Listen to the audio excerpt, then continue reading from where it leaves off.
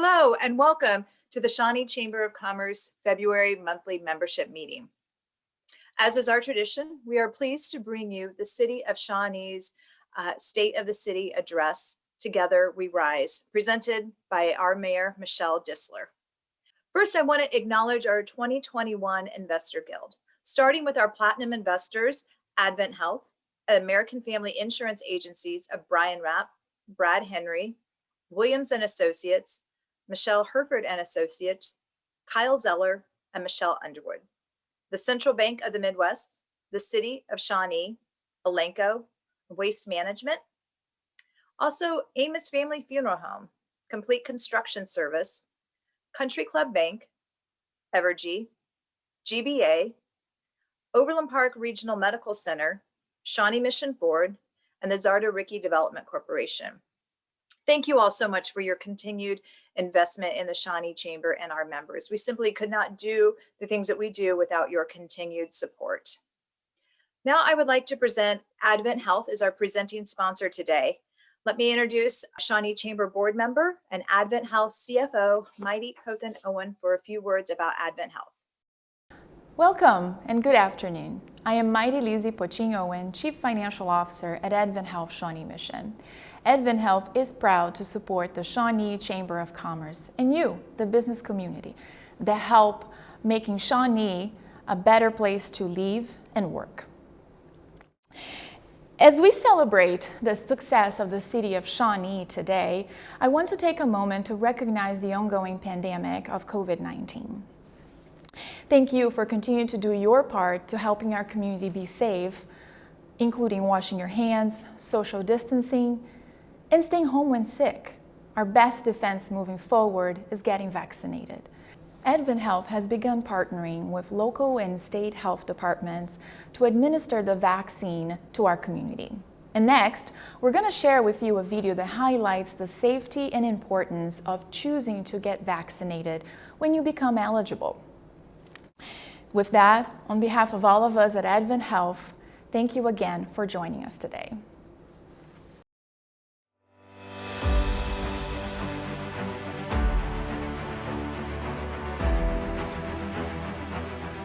We all feel that fear. Is today the day we're going to get it? And if we do get it, are we going to get real sick from it? And this gives us an incredible peace of mind that we're going to be protected and we can be there to help our patients.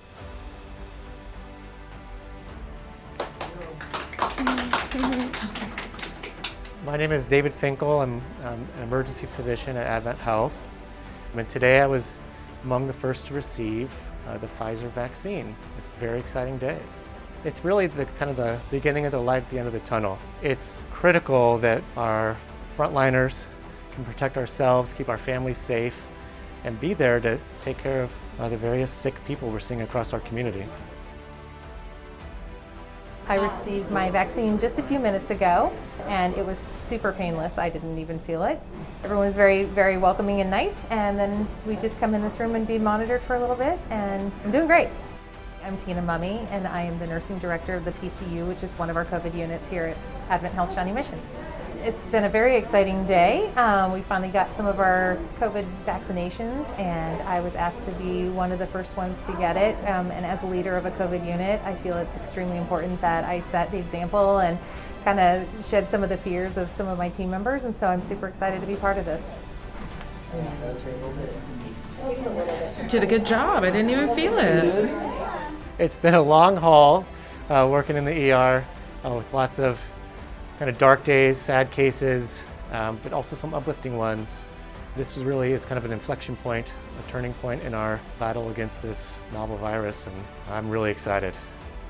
I urge everyone in the community to consider getting the vaccine. I think we all miss our normal life we had before, and this is the only way for us to get back to that. So please consider getting the vaccination. Thank you, Mighty, and thank you, Advent Health, for sponsoring today's event. And now we are pleased to present our Mayor, Michelle Disler, and the State of the City, Together We Rise.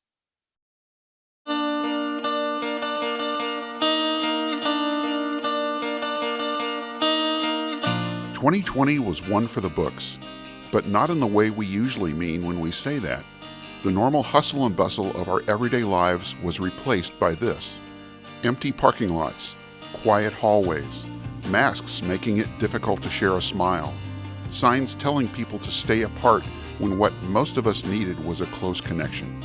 A full-on pandemic, one that hit hard, dealing a big blow to our businesses, to our homes, to our friends, and to our families. Through it all, the city of Shawnee stepped up. We buckled down and figured it out. And you know what? We made it. We banded together as a community and we got through it. This is not to say we won't face more tough times in the future. We will.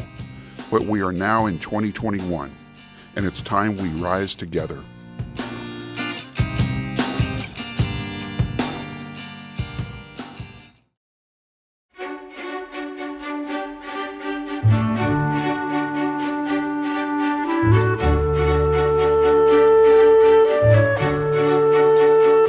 I'm Mayor Michelle Disler, and I'm honored to say this is my 6th State of the City as the Mayor of Shawnee, and I'm beyond excited to be standing inside of the historic Aztec Theater.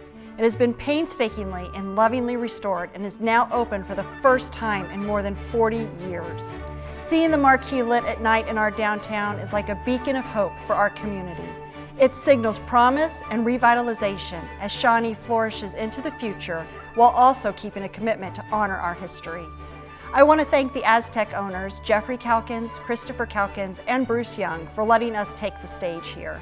The Aztec originally opened back in 1927 when Marion A. Summerer was mayor. He was only our city's 3rd mayor. Now, as our 23rd mayor, I have the honor of standing on this stage as the Aztec once again becomes a destination for our community. It's a shining example of how we can all rise together.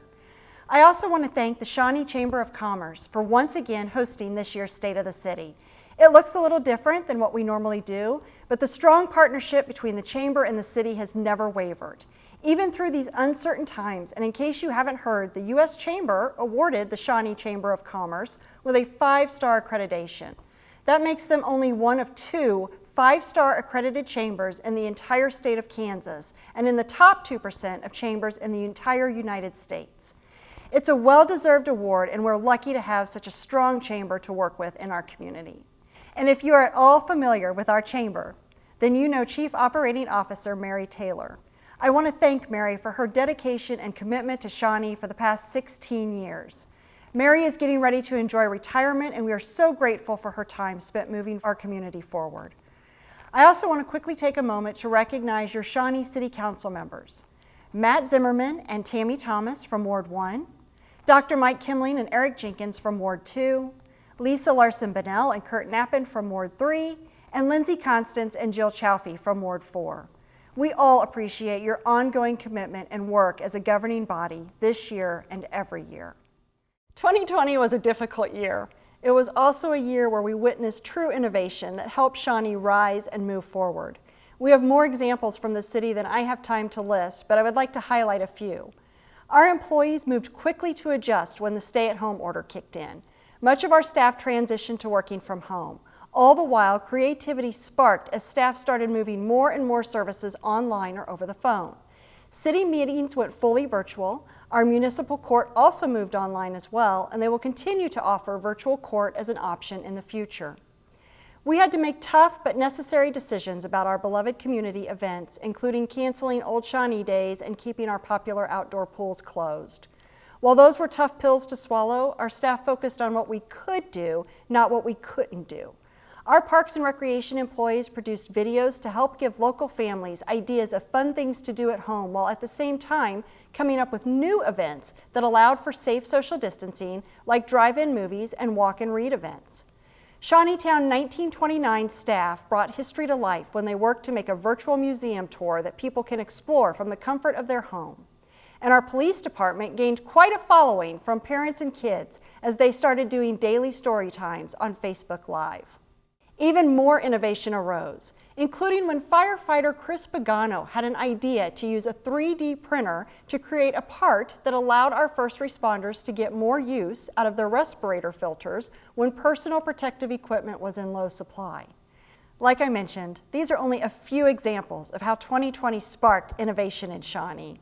It was evident nearly everywhere, from city staff to our business community. There was a real call to action to support our small businesses, and the residents responded. You all made a commitment to do what you could do to help keep the doors open at our businesses. Whether it was ordering takeout from your favorite Shawnee restaurant, doing curbside pickup at a local boutique, or swinging by to grab to-go beers from one of our breweries. You made choices to stay local, and it shows. The city also worked to help where we could. As always, we were in constant contact with the Chamber to share information about small business grants, and we even created the Shawnee Economic Recovery Assistance Grant Program. 18 local businesses were able to use this program to help cover rent or mortgage as they worked to make ends meet.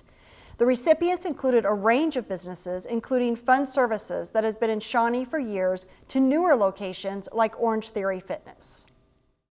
We also continued to back our businesses with several Shawnee Entrepreneurial and Economic Development, or SEED agreements, which are paving the way for improvements at several popular spots, including here at McLean's on Neiman Road near Johnson Drive. This has quickly become the place to go to grab a bite to eat, have a coffee date with friends, or indulge in a sweet treat. SEED agreements are helping more popular places as we work to rise together, including Old Shawnee Pizza, Drastic Measures, and of course the beautiful Aztec Theater. These booths are also helping transform the former Hartman Hardware building into yet another downtown destination. Projects are popping up all over Shawnee, including here at 43rd and K7, where you can see the new Heartland Logistics Park taking shape behind me. This is a prime example of how collaboration between the city, county, and state can bring real change to the area. When this nearly 200-acre project is finished up, it is expected to bring in up to 2,000 jobs. It is a big project providing a big boost for all of Shawnee and is yet another example of how we can rise together. It may be hard to believe that even in the middle of a pandemic, I was excited to welcome more than 120 new businesses to our city. More than 24 projects launched in Shawnee last year, totaling nearly $133 million in construction. Several big city projects are included in that. Neiman now is wrapped up. Flum Road was revamped with new mill and overlay, curbs and sidewalks, updated streetlights, storm drains, and more improvements to make this a better stretch of road for our residents. Looking forward, work is already underway on Monticello Road south of Shawnee Mission Parkway. We're reimagining 75th Street as we continue to focus on projects that'll benefit our community as a whole.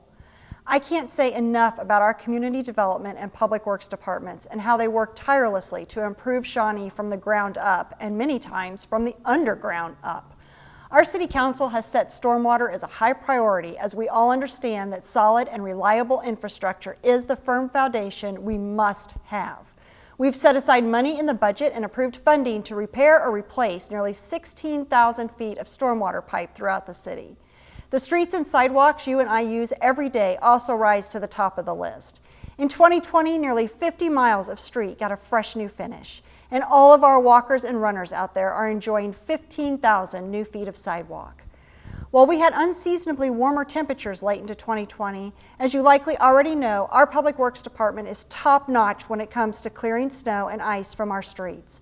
It brings me such a sense of pride every year as I see our plow drivers braving the wintry weather to make sure folks like you and I can get where we need to go safely and on time. And in yet another example of how we rise together, staff in several different departments, including Parks and Rec and Police, join in to help tackle these tricky conditions. Our entire community is so thankful for this teamwork. To say 2020 was a tough year for our Parks and Recreation Department employees is an understatement. These staff members live and breathe for our community events and programs. Most of the cancellations and closings dealt a direct blow to what they take pride in doing every single day. As I mentioned earlier, this pandemic sparked quite a bit of creativity within them, from how-to videos that engage people on social media to rethinking how they could offer any sort of programs or classes. Our Parks and Rec employees really stepped up to the so-called pandemic plate. A new Parks and Recreation master plan was finished up, laying the groundwork for exciting new projects and changes in the future. Perhaps the shining jewel of the year is the Wilder Bluff Park. This new 45-acre park near 55th and Belmont Drive will be opening this spring and will feature a splash pad, new trails, a unique treetop canopy, play structure, park shelter, outdoor fireplace, and more. We're all so excited to spend time in our newest park when it opens this spring. We saw big changes in our public safety leadership, with new chiefs taking the helm. Both Chief Sam Larson and Chief Rick Potter have taken on incredible challenges as they take steps to keep our first responders safe through this pandemic. Their dedication and commitment to our community and to keeping Shawnee safe is beyond measure. I want to personally thank all of our first responders for the sacrifices you all make for us every single day. Chief Larson has been leading the police department through a year when things like mental health have become even more of a priority as we all deal with the challenges of 2020. Our police department launched a program with Johnson County Mental Health that enables every officer to attend a 2-day training course focused on mental health and an additional 1-day de-escalation training course. Every single employee in the police department will complete that training this year. The police department also pledged to take part in the One Mind campaign that offers even more mental health training for all officers. And it's even more evident of the importance of having our mental health co-responder embedded in the police department. We were overjoyed to have the opportunity to team up with the Shawnee Secret Santa again to hand out thousands of dollars to our community. Our officers also had the chance to shop with some local kids to make sure their holidays were as bright as they could be. The fire department also has some big things happening. They flexed and adapted to the pandemic as well, maintaining the priority of keeping our first responders safe. Our firefighters look forward to Fire Prevention Week every year, mainly because they get to spend a lot of time in our local schools teaching the kids about fire safety. Since that wasn't an option this year, they worked hard to create a great video that was shown online in schools and in homes. Most fire inspections went virtual, and our emergency services chief became a local and regional resource of information as we all worked together to track changes with COVID cases, testing, and more. Because public safety is always a top priority in our community, the governing body approved nearly $15 million to upgrade our fire headquarters and also Station 73. These are very much needed and will provide an extra layer of improvements, protection, and technology for our community and our firefighters who live and work in these stations every day. I am so proud that Shawnee continued to rise in 2020 and rack up a list of accomplishments despite the constant challenges. Here are just a few of those accolades. The Mayor's Christmas Tree Fund raised more than $18,000 in a year that was difficult for most to choose to give. This money went directly to both Shawnee Community Services and Mercy and Truth Medical Missions. The City of Shawnee once again landed on the Kansas City Business Journal's Healthiest Employer list. Our Finance Department received the Distinguished Budget Presentation Award and a AAA bond rating, all while navigating an extremely finicky financial year and implementing a new finance system. We were ranked a most budget-friendly city for renters, and the Center of Digital Government recognized Shawnee as a Digital Cities Survey winner for our work in information technology. Our fire department achieved the ISO Class 1 rating in 2020, which translates to lower insurance rates for some of our businesses and residents. The Social Media Club of Kansas City A&P Award went to our communications department for our Shawnee Spotlight feature we do on the city's Instagram account. It's an inside look into the lives of our employees who work hard for our community every single day. Our Parks and Rec department received the Kansas Recreation and Parks Association's Innovative Program Award for Kid Fest. While all these are things to celebrate, none of these could happen without all of our staff and our many volunteers. When we talk about rising together, you all are the most important piece of that operation. We have so many success stories from our Neighbors Helping Neighbors volunteer program. Our residents who are willing to give time and effort to help make a neighbor's life just a little bit easier. They are true examples of how we all should be. We also have lots of other volunteers who help out with our adopt-a-spots, serve as Bluebird stewards, do tireless work with our faith community partnership, and serve on boards and commissions.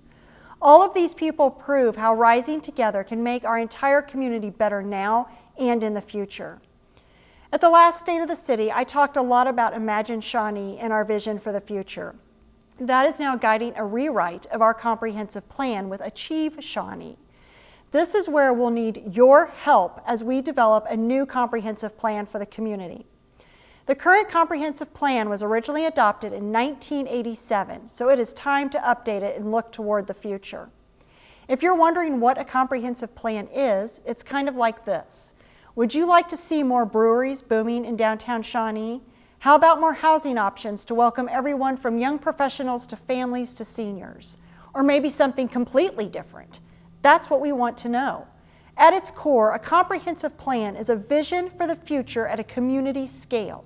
Comprehensive plans are created by and for the community to record shared goals and desires for themselves and their fellow community members.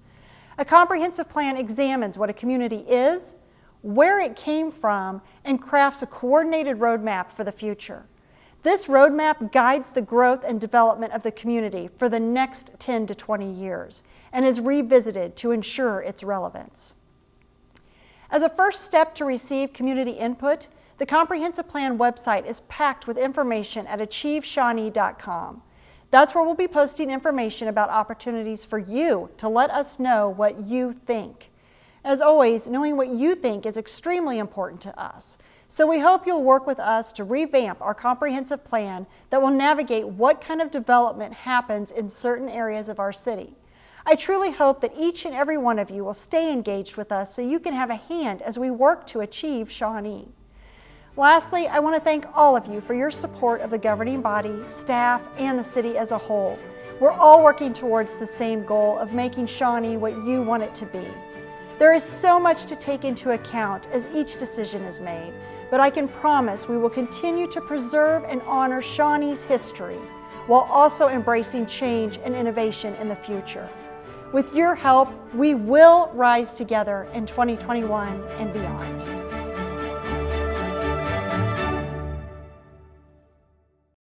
Thank you, Mayor Disler. That was wonderful. So many things going on and so many things to look forward to in our community. Now, speaking of things to look forward to, we do have a few upcoming events that we would like to make you aware of. First, there's always an opportunity to connect here at the Chamber. We have our new groups that we have launched this year, our affinity groups. The next meeting for the Industrial Alliance is Thursday, February 25th at 8 a.m. Our nonprofit collective will be held Friday, February 26th at 12 p.m. And our Women Inspiring Women affinity group will be held March 9th at 8 a.m. Our Q1 SCDC investor webinar will feature Shawnee resident and Research and Policy Officer at the Federal Reserve of Kansas City, Dr. Jason Brown. On March 9th, Flex will be hosting a seat at the table, a conversation focusing on diversity, equity, and inclusion. And wrapping up the month of March, we will host Ed Eilert and the State of the County. Please stay tuned for further details on this virtual event.